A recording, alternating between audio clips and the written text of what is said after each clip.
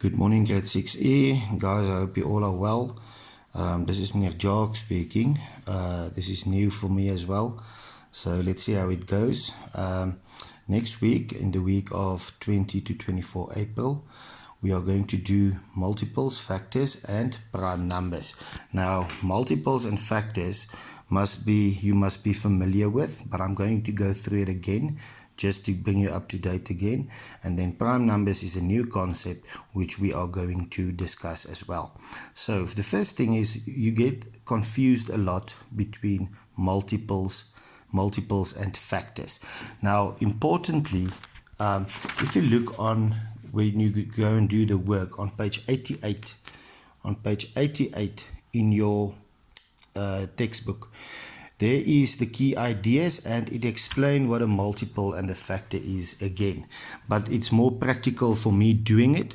So let's look at multiples first. Multiples, if I say the multiples of 5, it will be 5, 10, 15, 20, 25. Right, so if I have to go and do the multiples of 6, I'm going to say 6, 12, 18, 24, and 30, and I can carry on like that. Then the multiples of 12, 24, 36, 48, and 60. I hope you remember that. Then, secondly, we're going to look at factors. Now, a factor is all numbers that can divide into a certain number without a remainder. Now, you will remember we spoke about this earlier in the year when we spoke about the smiley method. Now, example. To work out the factors of 25, I'm going to start with the 1 and I'm going to say, what can I multiply with 1 to get me 24? So that will be 1 times 24. Then 2 is then something that I can multiply with 2. 2 times 12 is 24. Right, 3, is there a match to make 24? Yes, there is. It's 3 times 8 gives me 24. And 4, if there's a match, it's 4 times 6, it's 24. So now I have my factors. How do I know when I'm done working out the factors? You will see that here at the bottom I continued. I said 5. Is there something I can multiply with 5 to give me 24? No, so I scratch it because it doesn't have a partner. Then 6, because 6 are already there, either that side or that side, right? 6 are already there, so I can stop because I already have a 6 there. So let's quickly work out, I'm going to do it for you, the factors of 16. Right, so I'll start with 1 and I say, what can I multiply with 1 to get me 16? That is 16. Then 2, does it have a match? Yes, it does. It is 8. Right, 3, can I multiply 3 with something to get me 16? No, I can't, so I leave that out. I take 4. Can I take 4? Can I multiply it with something to give me 16? Yes. Right, and now I can go on and I can go 5, I can go 6, I can go 7, I can go 8. And the moment you get to 8, you will see you already have an 8 there. Okay, so now you know you're done. So let's just scratch these without any partners and we draw our smiley again. The reason for this being we need to write it in ascending order from small to big. Right, so my factors of 16 will be what then? Factors of 16 will be 1, 2, 3 doesn't have a match, 4. Now you will see you have a 4 again this side. Right, it is not necessary, mathematically it's not correct to write it twice because it is already there. So that's why I'm going to 8, I'm going to 16. Alright, if you look at 70, we're going to start with 1 again, times 70. 2 times what gives me 70? It's 35. Is there something I can multiply with 3? No.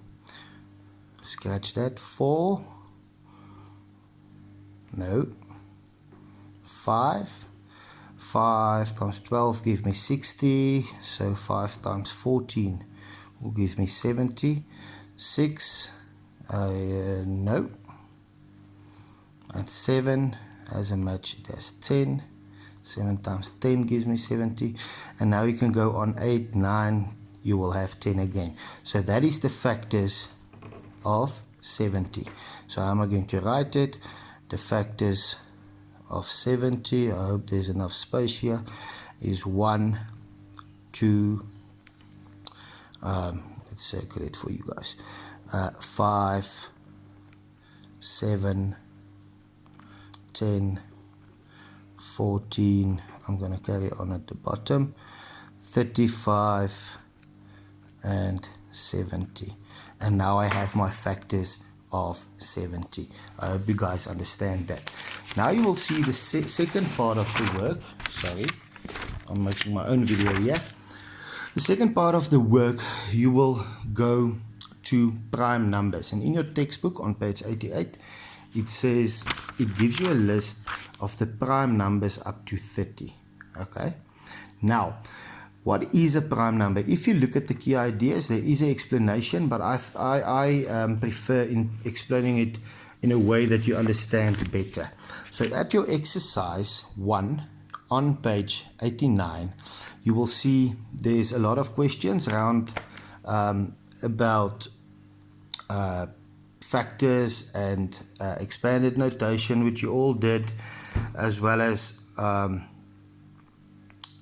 multiples. Okay, but what I want to get to is number 5. It's here at the bottom.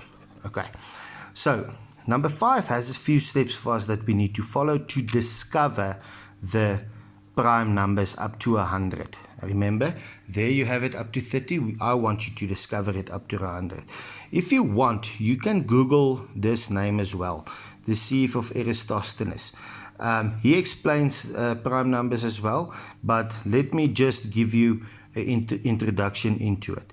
If you look at the parts where they give you instructions here, they say shade 1 because 1 is not a prime number. So I'm going to scratch 1. The reason for that being 1 only has one factor, and that it is itself. And the property of a prime number is it must have 2 factors only. Remember, if it has more than 2 factors, it's not a prime number. A prime number is a number that only has 2 factors. Now, the second instruction they give us is shade all the multiples of 2 from 4 onwards. Important, not 2 itself, from 4 onwards. So now I go in 4, 6, 8, 10, 12, 14, 16, 18, 20, and I can carry on up to 100. You guys can do it yourself. Then if you look at the next instruction, shade all multiples of 3 from 6 onwards. Again, not 3 itself. Okay, I leave 3 and I shade the following. Okay, 6 already has been cancelled. 9, 12, 15, 18, 21, 24, and so on and so on, and you carry on with that up to 100. Then the following one, shade the multiples of 5 from 10 onwards. Very important again, not 5 itself. So I circle 5 and I go 10, 15, 20, 25, 30, etc., etc., and I go on.